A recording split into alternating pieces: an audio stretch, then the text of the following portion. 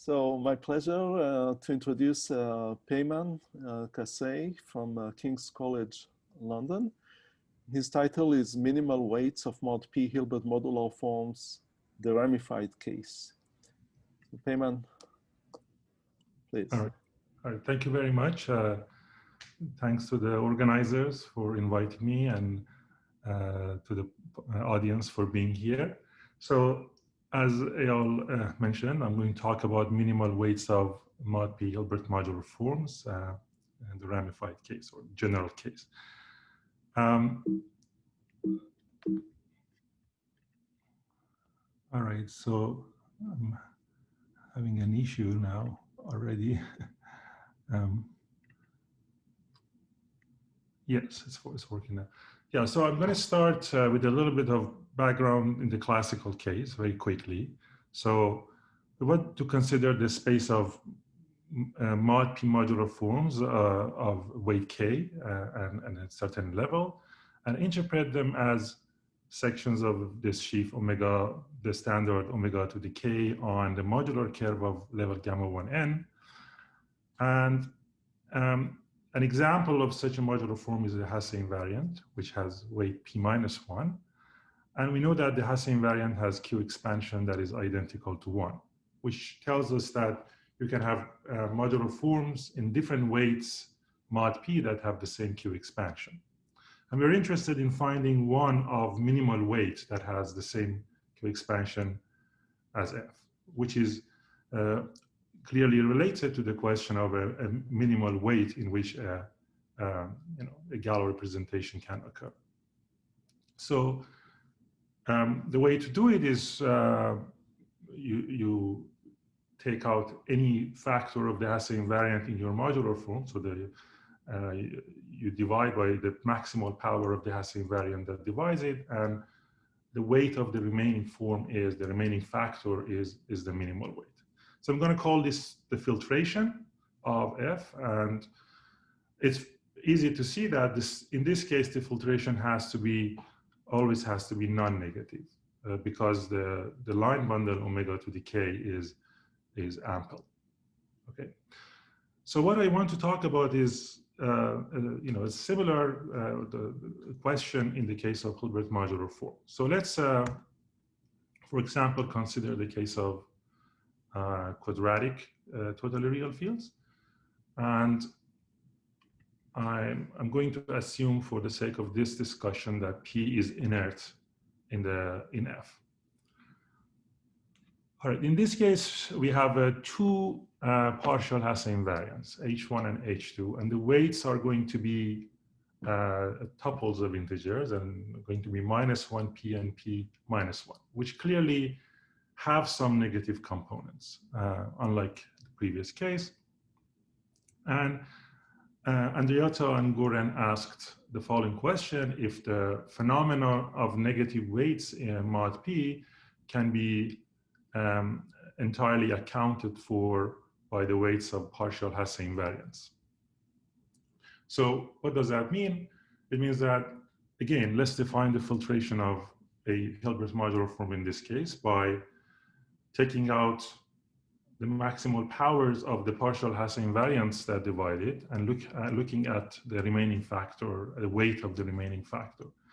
Is it true that the weight of that remaining factor will always be non-negative? Okay. In other words, if I call C standard to be the standard cone of non-negative weights, is it true that the filtration always lies in the standard cone? And if that is true, then you can see clearly that outside the Hasse cone, which is the cone of the weights generated by the weights of the partial Hasse invariants, you cannot have any non-zero Hilbert modular form. So that would be a consequence of that. So what we do in this work, so this is joint work with Fred Diamond, so I should mention it now. And what we do is, so I don't know why I cannot navigate. Okay, now I can. So what we show, so let me just explain the result very quickly in the case, in the quadratic case.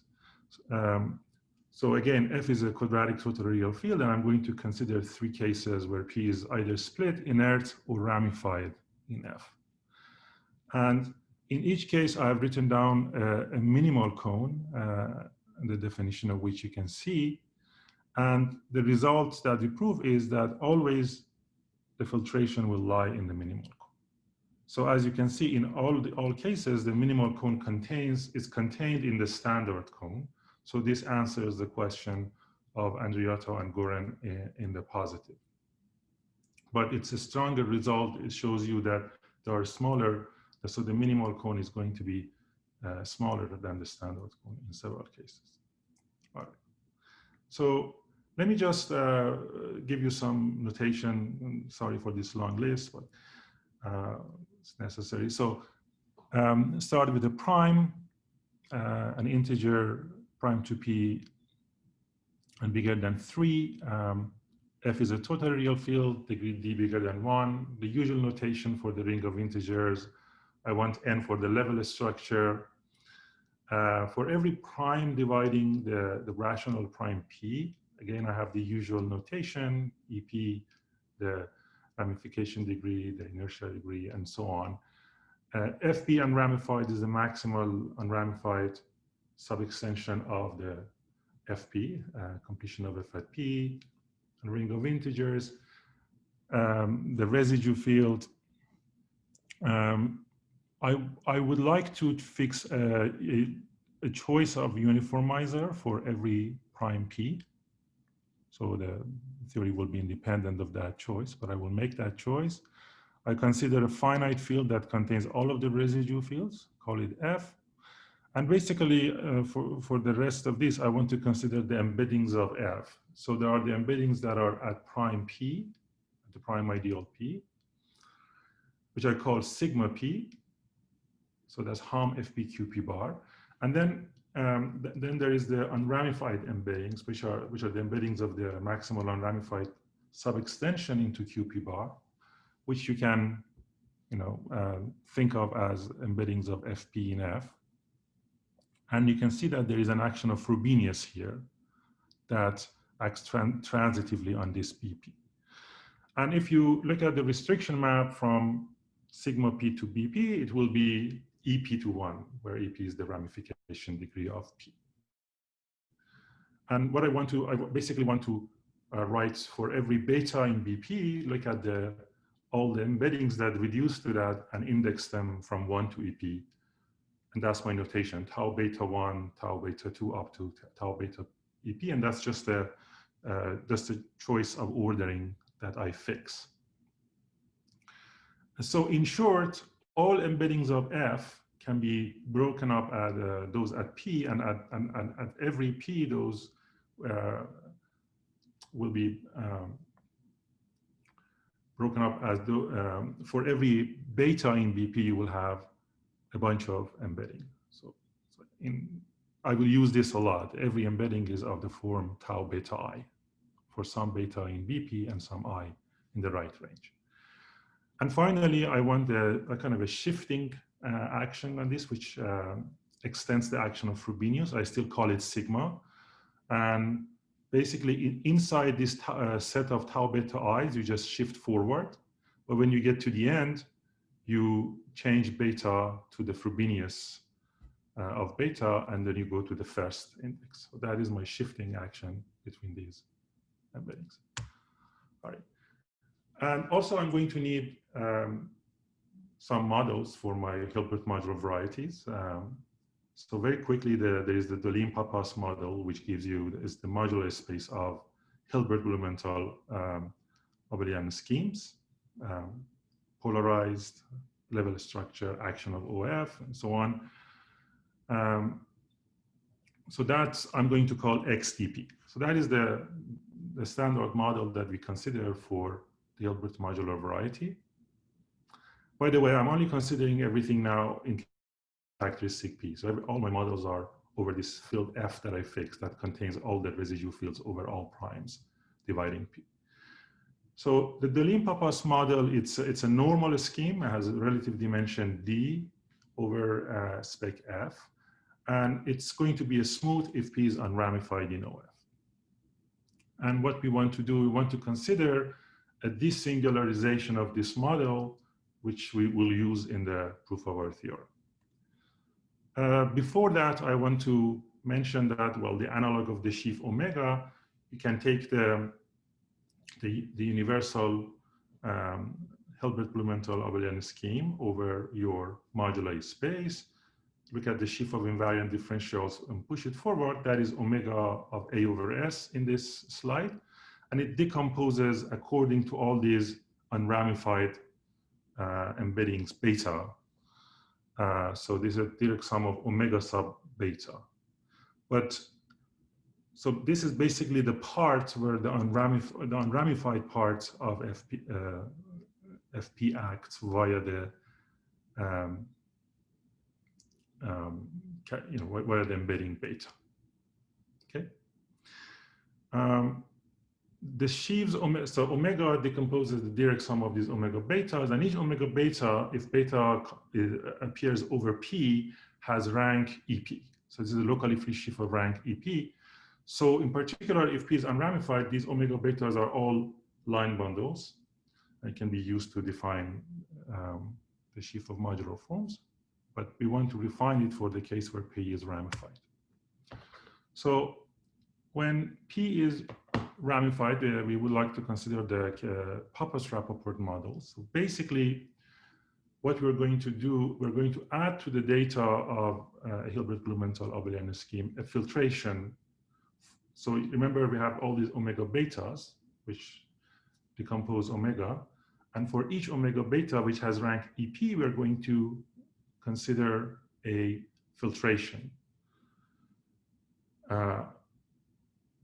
of length EP, and such that each part of the filtration is stable under the action of OF, and all the graded pieces are locally free sheaf of rank 1. Also, we impose the condition that if you look at the action of the uniformizer at P, it will always take the ith part to the I minus 1th part. Okay, so that is the kind of filtration we consider. And the Papas-Rapoport model is basically the moduli space of filtered Hilbert-Blumenthal abelian scheme. So you can show that under the assumptions we made on the level structure, XPR, this is representable by XPR, which is a scheme which is a smooth of relative dimension D over spec F. There is the forgetful morphism that forgets the filtration, and this will give you an isomorphism between the Rapoport locus of DP and Rapoport locus of PR, and outside the Rapoport locus, it resolves the singularities of the Deligne-Papas model. So this is going to be the model that we will use to define our mod P Hilbert modular forms. And again, remember we had these omega betas defined over the Deligne-Papas. We can pull them back to the Papas-Rapoport model. And because now we have a filtration of the omega betas, you're going to have all these omega beta upper I's and all the graded parts, which are all line bundles by the assumption on the filtration.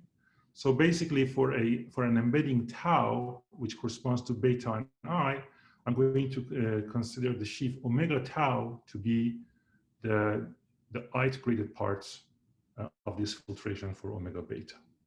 Okay, so that is going to be the line bundle corresponding to the embedding tau. Now we have as many line bundles as D, the dimension. And I can now define what a mod P Hilbert modular form is. Basically, you take a weight, which is a D tuple of integers, and you form omega k as the tensor product of omega tau to the power kappa tau, k tau, the components of the weight. And we define the space of mod P Hilbert modular forms, a weight k and level gamma n to be the sections of this omega k over the Papas-Rapoport model. Okay, so that is my definition of mod P with modular forms. As examples of these and as things that we will use crucially in this, obviously, there are Hasse invariants.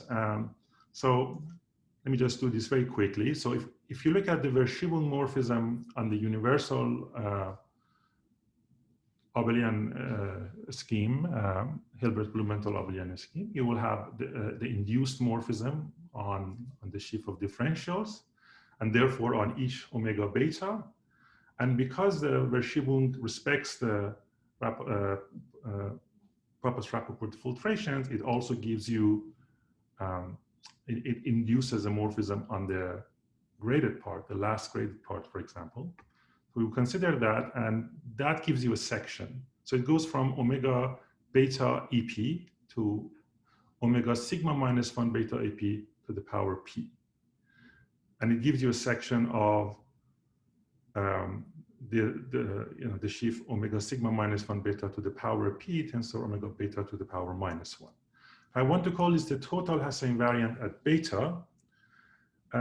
This was defined by Andriotto Goren over the Rappaport locus. And when P is unramified, this is actually the partial Hasse invariant. However, in the case where P is ramified, this factorizes further into the actual partial Hasse invariance, and this factorization is given by Reduzzi Jiao. So their factorization is basically, if consider beta, so you have this total Hasse invariant H beta, and for I bigger than 1 up to the ramification index, you can consider the multiplication by the uniformizer going from the graded part at I to the graded part at I minus 1. Remember that that was a property of the filtration that would multiplication by pi would take you to the lower filtration. And so this gives you a section of omega beta I minus 1 tensor omega beta I inverse. And they call this the ith Hasse invariant, H beta I at beta. And they also define another Hasse invariant at weight 1, sorry, at index 1, H beta 1. And then they show that the total Hasse invariant factorizes as a product of all these H beta I's. So this basically taking Verschiebung and dividing it by the E minus 1 power of the uniformizer, showing that this is doable. So this give you now a complete collection of partial Hasse invariants. So you have now, again, as many Hasse invariants as you have the dimension of the Hilbert modular variety. All right, so let's call this H tau. So if tau, for example, corresponds to beta and I, I'm going to call this Hasse invariant H sub tau, and its weight, which is written here in different cases, it's either 1 minus 1 or P minus 1 and 0 elsewhere, is going to be defined, denoted by little h sub tau. So now I have my Hasse invariant. And the Hasse invariant can be used to define a stratification, the Goren-Oort stratification. So this was defined in the unramified case by Goren-Oort using the partial Hasse invariance. And it can be generalized using the Hasse invariance of Reduzzi Jiao, which they do in their paper. So basically, if you fix an embedding tau, you can first define Z tau to be the vanishing locus of the Hasse invariant at tau, and for any subset of sigma, you can look at the vanishing locus of all the H tau where tau varies in that subset. So those are going to be the closed strata, and the open strata is going to be the part where those Hasse invariants are exactly all the Hasse invariants that vanish. So ZT and WT are going to be the closed and the open strata. And we're going to use these strata in our proof. So some of at some part of the proof, it becomes very important to understand some things about the geometry of these strata. So first of all, you do get a stratification this way.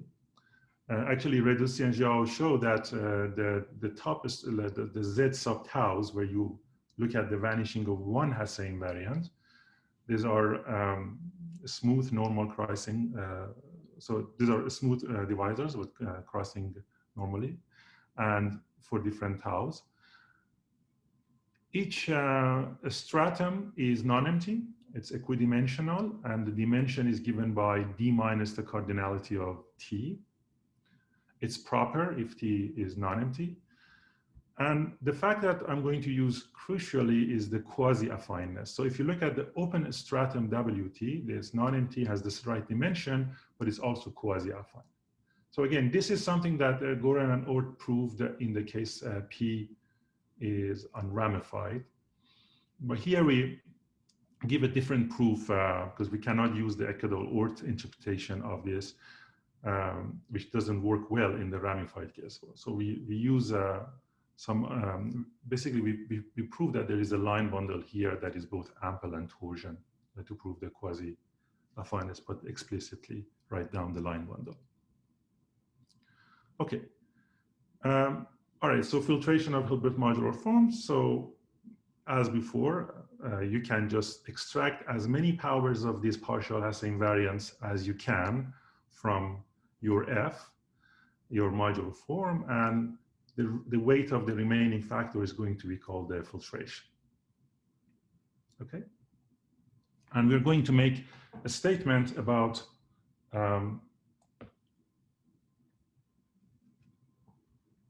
the filtration of Hilbert modular forms.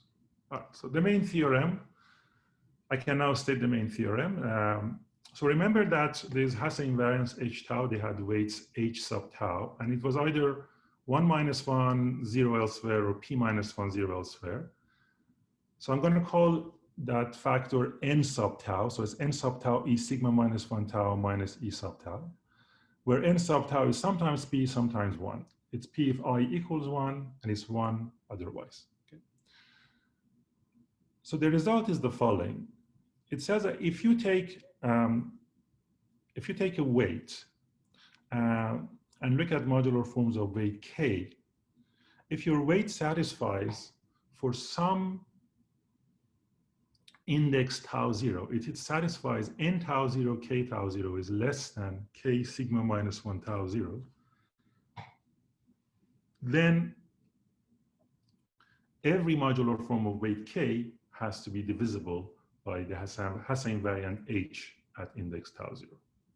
So multiplication by h tau 0 induces an isomorphism between modular forms of weight kappa k minus h tau 0 and weight k. Also, when fp equals 1, when basically p is a split prime, then we have a stronger statement. So this condition here, n tau 0, k tau 0 less than k sigma minus 1 tau 0. So basically the weight at an index times this factor is less than the previous index becomes k tau 0 is less than 0. And if that condition is satisfied, then there are no non-zero modular forms. So this is a stronger, obviously everything here is divisible by the Hasse invariant. So this is the main theorem, and the answer to the questions that Andreatta and Goren asked follow from these. So these are the next slides. So let me first define the cones of weights. The minimal cone is defined by the opposite of these inequalities. So n tau x tau is bigger than or equal to x sigma minus 1 tau. So if the x tau is the vector of your weights. The standard one is the weights that all the coordinates are non-negative, and the Hasse cone is the cone that is generated by the weights of the Hasse invariants. So positive linear combinations, or non-negative linear combinations of the weights of the Hasse invariants. And we have the inclusion minimal cone is inside the standard cone, inside the Hasse cone. And the result is that filtrations lie in the minimal cone. So if you have a non-zero modular form of weight k, then its filtration phi f will be in the minimal cone. So here I've written it. This minimal cone, it shows up in the work of Diamond and Sasaki on formulation of geometric serrate conjectures in this case. And it's also used by Dimitrov-Vizet in proving the unramifiedness at P of Galois representations associated to torsion Hilbert modular forms where you have partial weight 1. And also there's this vanishing result that follows immediately from the previous corollary that if you have a weight outside the Hasse cone, you have no non-zero modular forms. And this is a result that was, when P is unramified, it was proved by Goldring and Koski-Virta independently. All right, so now I've stated the results, and I want to tell you about the proof. So initially, we proved this for the case when P is unramified in the totally real field, and we used a very important result of Tian and Zhao on the global structure of the Goren-Oort strata, where they describe those as P1 bundles over quaternionic Shimura varieties. But that result is as yet only available in the case where P is unramified in the totally real field. And to prove this in the case, the general case, we actually realized that we can do away with something much less deep than the result of Tian Zhao.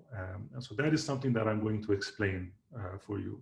So the result of Tian Zhao happens on the, I would like to say, the tame level Hilbert modular variety that I have explained so far for you. It's a prime level prime to P. What we're going to use is something that happens in the Iwahori level case. And I'm going to tell you a little bit about the relationship between these results and so on. So let me first define for you what the Iwahori level case, also the Papas-Rapoport model of it is, and then tell you more about the proof. All right, so first I want to talk about cyclic isogenies of filtered Hilbert-Blumenthal-Abelian schemes. So basically, so I'm not going to get into details. Basically, you want, like in the case when P is unramified, you define the Iwahori level by, for example, adding a subgroup of order P to the D, which has some properties. And you can reformulate that by looking at the isogeny that it defines, going from A to A mod that subgroup. And in this case, you have to use only the latter formulation. That's the one that works. So you consider two HBASs of the right polarization module, and you consider an isogeny between them, which has OF, it is OF stable, has degree P to the FP, is compatible with the PEL data, and it preserves the Papas-Rapoport filtrations. Okay, so those are the ones that we're going to consider. And then the Iwahori level Hilbert's modular variety, the Papas-Rapoport model of that can be described basically in terms of modular space of such pairs, so such isogenies. So I want to consider A, B, F, and G basically, where A and B are two Hilbert-Blumenthal, filtered Hilbert-Blumenthal-Abelian schemes of the correct polarization, and F and G are isogenies going in reverse direction. So F goes from A to B, and G goes from B to A tensor P inverse. And F and G are going to be, again, cyclic OF mod P isogenies, and we require that the composition of these two, which goes from A to A tensor P inverse, is just a natural map that is induced by inclusion of OF in P inverse. So in short, this is just, just the analog of the Iwahori level modular curve or the Hilbert modular varieties when P is unramified, except you jazz it up by adding these filtrations and requiring that your morphism respect the filtrations. All right, so I'm going to call this YPR. So I have two Hilbert modular varieties here. ypr and xpr. Xpr is prime level prime to p, and ypr is Ivahori level gamma naught p, so to speak. And I'm going to have two morphisms, pi1 and pi2, going from ypr to xpr, which are forgetful morphisms. So the first one sends you to A, the second one sends you to B. Okay.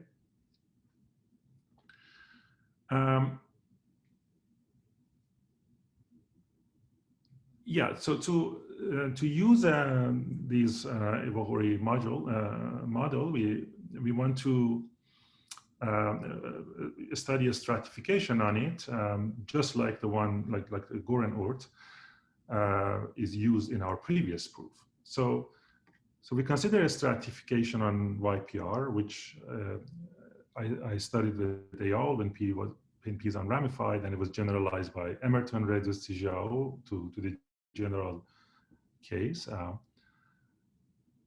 And basically what we're going to do, we're going to consider these two isogenies F and G that appear over, so you consider the universal filtered Hilbert-Blumenthal abelian scheme over your Ivahori model. It's going to have two isogenies F and G, and we look at the induced morphisms on these sheaves omega beta i's. And there are induced morphisms because these respect the filtrations and therefore induce morphisms on the graded pieces, which are the sheaves that we used. And for two subsets phi and eta of sigma p, oh, here, sorry. So I think I wasn't clear about this. For this is a gamma naught of fractional p. So I'm fixing a prime p above the rational p and looking at the level which is gamma naught of the ideal p. Okay, so everything from now on will have this choice of p in it.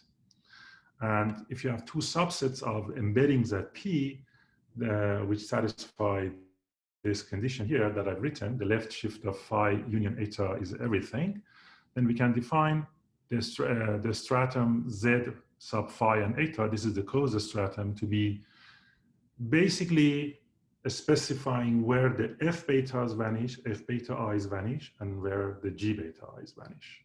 Okay, so there is a shift here that I'm not going to get into why I choose this notation.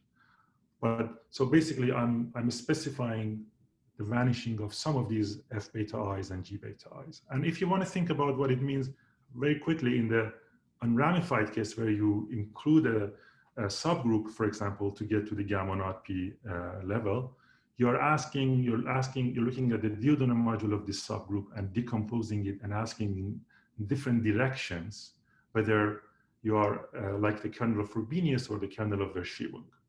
And if you're like Frobenius, you lie in phi, and if you like Verschiebung, you lie in eta, and if you like both, you lie in both phi and eta. So that is how, so this is something that is a property of the subgroup. Unlike the Goren-Oort stratification, which is a property of A. So I have a picture here where this is a D equals 2, P is inert. And these are the four types of a strata upstairs. And there are four types of a strata downstairs. And the color coding shows you which strata map to which strata.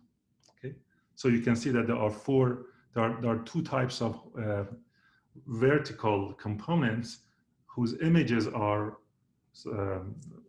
lower dimensional, whose images are these divisors on in level prime to P. Okay, just check the timing.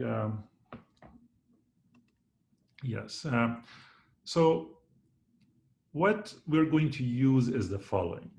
So again, I have the Y and I have the X, and I have a morphism between them, which is the forgetful morphism. And I have a stratification downstairs and a stratification upstairs. And the thing is that if upstairs, if you take a stratum and send it down under pi1, it will always be a stratum downstairs. Okay. And what I want to say is that every stratum upstairs is almost like a product of P1 bundles over its image. Okay, but it's not isomorphic to a product of P1 bundles. It is related via a Frobenius factor. So if you take Z phi eta, a stratum upstairs, Z phi intersection eta, which will be its image under pi 1 downstairs, this morphism is almost like another morphism. So there, the P is a product of P1 bundles mapping down to Z phi eta. And this lambda is a homeomorphism. In fact, it is a factor of Frobenius, meaning that there exists some morphism going from in the other direction, such that the composition will be a power of the absolute Frobenius. Okay. So this is something that is easy to prove. It's not, you just have to work with some Diodor modules. But it turns out that this can replace the result, the deeper result of Tianjiao for us. Okay. I am not telling you what this P is, but basically this is the projectivization of the product of certain parts of the Durand cohomology of this universal abelian scheme. I mean, that's literally true in the case when P is unramified, but when P is ramified, you have to look at a subquotient. So these are going to be these H taus that I have written here, that will be two-dimensional subquotients of the H1 Durand. And the P is going to be a product of the projectivizations of these ones, so which is going to be a product of P1 bundles. All right, so let's keep this in mind. Okay, I have talked about the work of Tianjiao.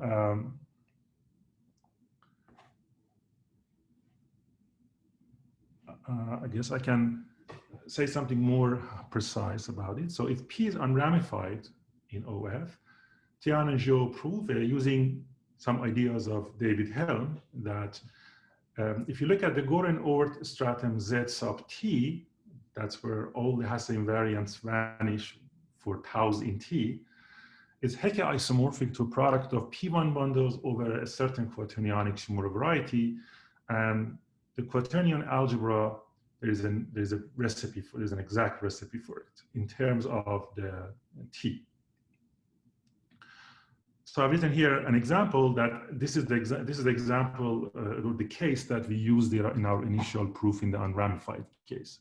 So that's where F sub P is not 1, and you have an embedding tau in sigma P. So you just look at Z tau, which is a divisor on your Hilbert Modular variety, and that's going to be a P1 bundle over a Shimura variety for the quaternion algebra, which ramifies exactly at tau and the one previous state, sigma inverse tau.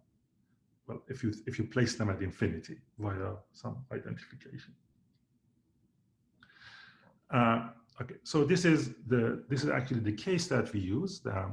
I want to also tell you something here about work that I've done with Diamond and Sasaki, where we proved something similar in the case on the Iwahori level, basically. So we have also this y over x, the Iwahori level, and we have this stratification that I explained to you, and I drew pictures for you. We can look at the strata upstairs, and first of all, the strata that are top dimensional, they're all going to be of the form that I've written here, which is your phi and Z phi eta. Your phi will be the complement of the right shift of eta, where eta is any subset of the sigma p. So, well, these are just the top dimensional strata. But the point is that they are all isomorphic as product of P1 bundles. So this is what we prove over quaternionic Shimura variety again. And that's the quaternionic, this is the Shimura variety associated with the quaternion algebra over F, which is ramified exactly at the following formula: the left shift of eta minus eta union eta minus the left shift of eta, again placed at infinity. So this is a similar result, but for a strata upstairs in the Iwahori level case. Okay, and I want to emphasize here that the two results do not relate to each other via this forgetful morphism between y and x, between upstairs and downstairs. So if you look at this forgetful morphism pi1, which takes a and b and sends it to a, you will see that it takes a stratum upstairs, the one that I had from the previous slide, and sends it to a stratum downstairs, which is the intersection of the phi and eta in this case. Okay, so one stratum goes to the other. And as I told you, this is kind of like a P1 bundle, P1 to the R bundle. It is a Frobenius P1 to the R bundle. But Tianzhou showed that the thing downstairs is a product of P1 bundles over some Shimura quaternionic Shimura variety. And we show that the thing upstairs is a product of P1 bundles over some quaternionic Shimura variety, and calling them XB and XB prime. And you can calculate both B and B prime and see that they are in fact different from each other. So these two results do not match under this pi1 to each other, and they're coding different things. In fact, B prime is the quaternion algebra that appears, or it's a quaternion algebra that appears in the statement of what we call a natural mod P Jacob-Lagrange correspondence that follows from this construction. Okay. Now, about the proof of the result I'm talking about, as I said, initially we used Tianzhou, but in retrospect, you could use TX, you could use DKS, both of them, even though this was not available at the time. But my point is something else. My point is that both of these are deeper results than the fact that this pi1 is simply a Frobenius P1 to the power R bundle. So all of these three maps are almost a product of P1 bundles. Pi1 is the one that is almost the TX and DKS are exact P1 bundles. And I'm saying that if you use any of these to prove the result that we want. So we're going to use pi1, which is the simplest and most easily generalizable to other situations. Okay. Let's see what's the timing.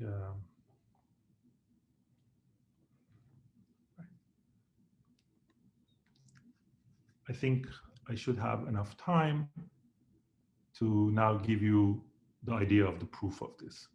Okay, so the P1s are the main thing here. You use P1, a fibration by P1, and restrict your sheaves to these P1s and show that they have to vanish. So that's why all of this comes into play. So the proof has two cases. So either F P is 1 or not.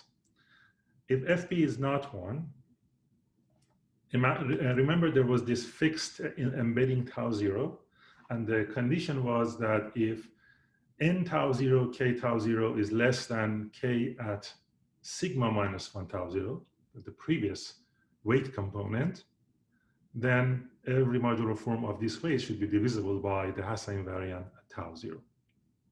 Okay.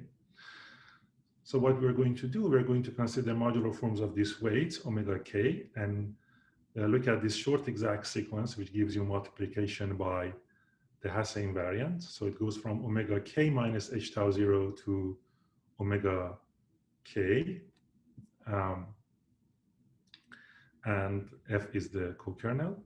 And it's easy to see, it's obvious that we need to show that H0, the global sections of omega k on Z tau 0 is 0, to show that everything is divisible by the Hassa invariant under this condition.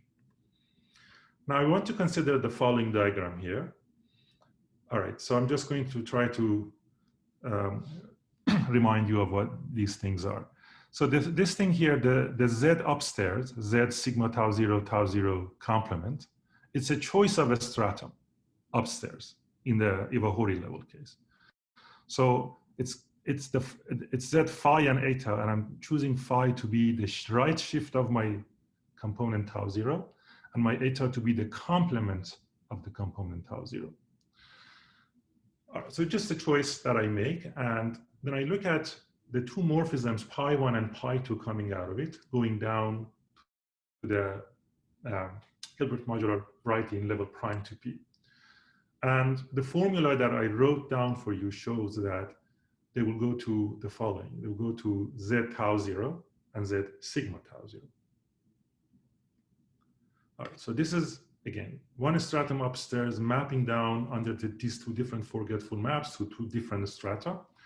And if you look at the triangle to the right, this is the one that I already talked about. So this projection from a stratum upstairs to a stratum downstairs under pi 1 looks like a projection from a P1 bundle in this case, actually. This case, it will have exactly, it will be a P1 bundle on the nose. And lambda will be a Frobenius factor. All right. Which means that there is going to be a morphism from P to this a stratum upstairs. I'm calling it lambda prime, such that the composition of these two is a power of the Frobenius. Okay. And then I also have this map pi 2 lambda prime, which is the composition of lambda prime and pi 2 going from P to Z to 0. And what I'm going to do is to take a geometric point in Z tau 0. Okay, so this is what I'm going to do. I'm going to take all these shifts omega tau that we define on Z tau 0, that's where we're interested in proving things, and pull them back to this P on top of it under pi 2 lambda prime. So pi 2 lambda prime upper star of omega tau. But then I'm going to restrict it to the fibers of this map over Z sigma tau 0. Okay, that's a P1 bundle over Z sigma tau 0. So I'm going to restrict it to those P1s. And I'm going to call that the P1 corresponding to X. And then you can calculate and see that these sheaves give you the following formulas.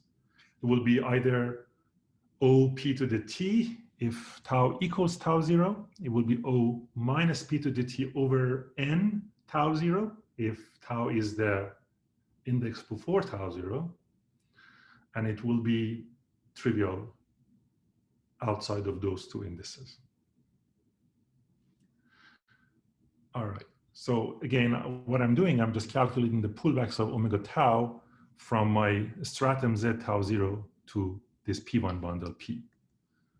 So what does it imply? It implies that if you take your sheaf omega k, which is the tensor product of omega tau to the power k tau, the pullback of that from Z tau 0 to P is going to be, well, mostly it's going to be trivial line bundles, tensor, but in two places you're going to get two of these things. So it's going to be O of P to the R k tau 0 minus P to the R over N tau 0 k sigma minus 1 tau 0.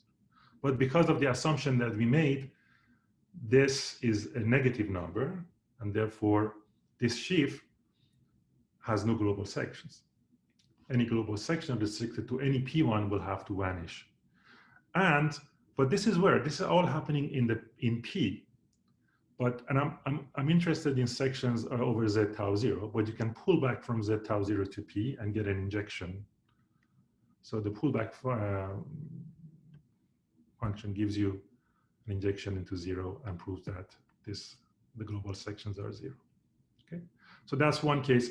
And then see if I have 1 minute, I think, so I can give you the second case quickly. So the second case is when you want to show that when Fp equals 1, when P is a split, the condition becomes a k tau 0 is negative, and we want to show that there are no modular forms but 0 in this case. And in fact, we can show that this is true over all strata, not just the top stratum. Zt, where T is anything that does not contain tau 0. So in particular, it's true for t equals empty, which gives you everything. And the proof of this is induction on T, and it requires understanding the geometry of the Goren-Oort strata, and it uses crucially the quasi-affineness of the openness strata. So that's the end of the proof, and I think that's where I'm going to stop. Thank you. Okay. Thank you very much, Payman, for this fascinating talk. I'm just finding the icon to clap my hands, which I invite everyone else to do who feels this way.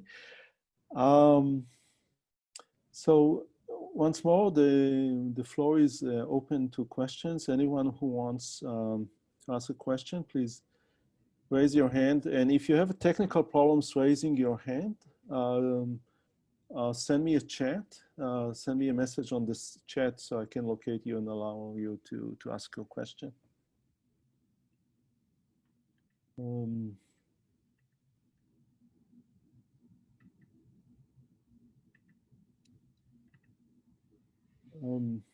Okay, I'm just seeing if there's anyone.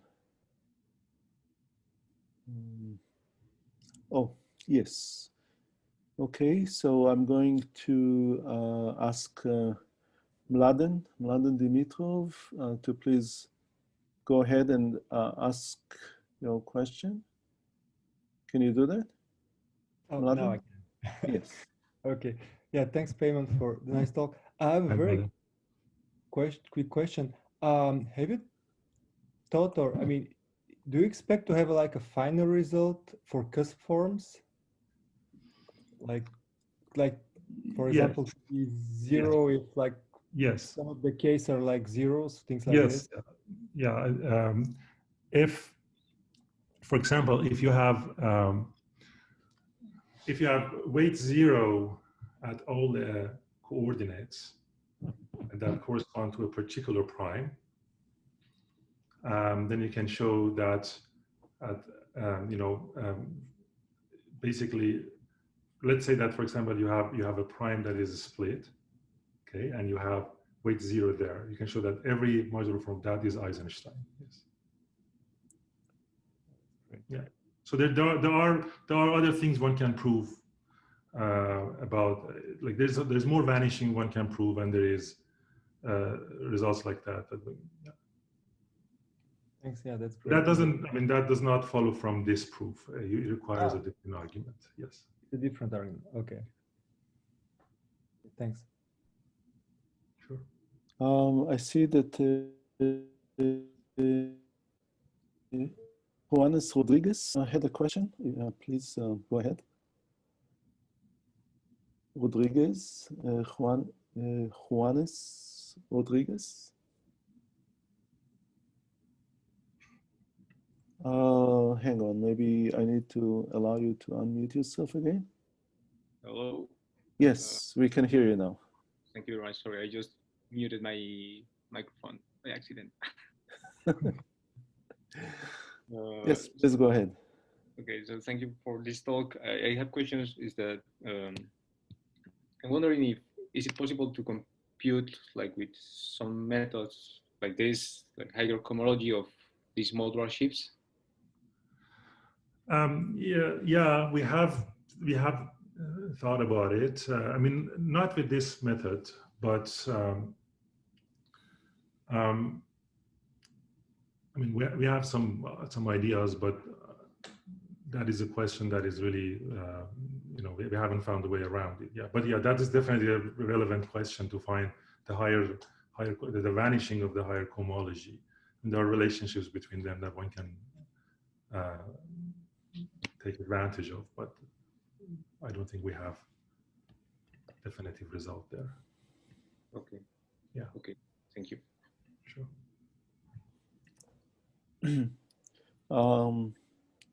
Any other questions?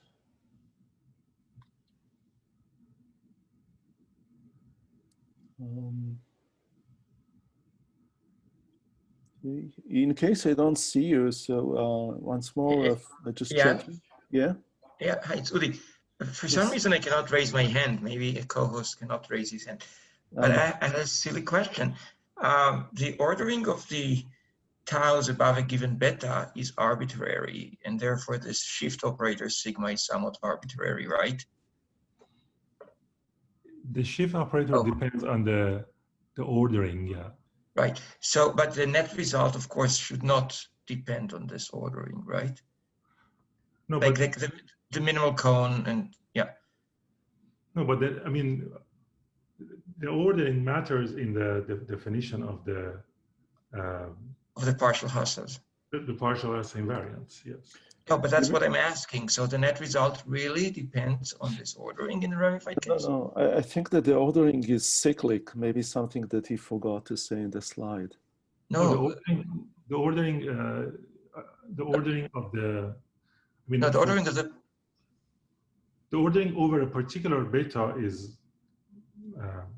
by choice, but then you go from beta to the next one, yes. No, from beta to the next one, or had there not been ramification, of course I understand it's canonical, but via Frobenius, but within a given beta, you got the taus, which you indicated by beta and I. So to what extent is the result and the proof dependent on this artificial ordering?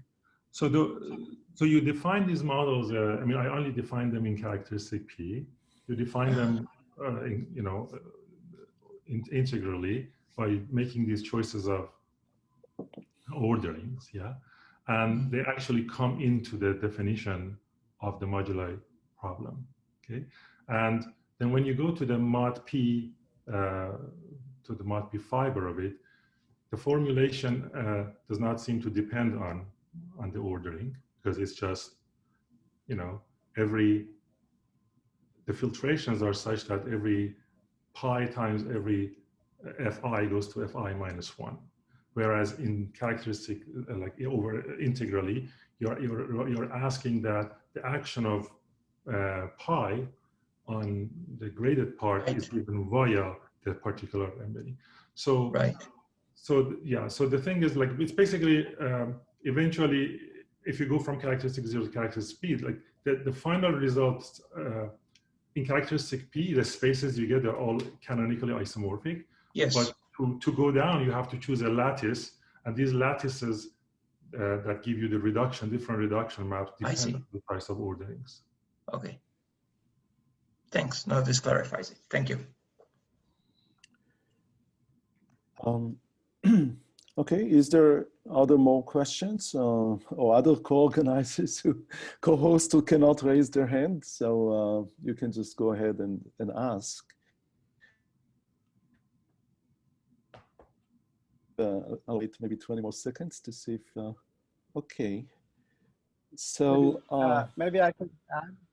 Yes, absolutely, yes. So, about Udi's question, working in characteristic P, the ordering of the weights, the ordering of the weight matters, but the way you match them with embeddings doesn't matter anymore at a particular, for a particular beta.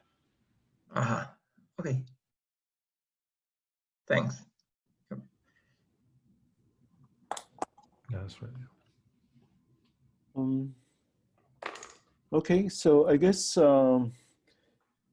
well, I should do it in order. So first, let's thank Payman again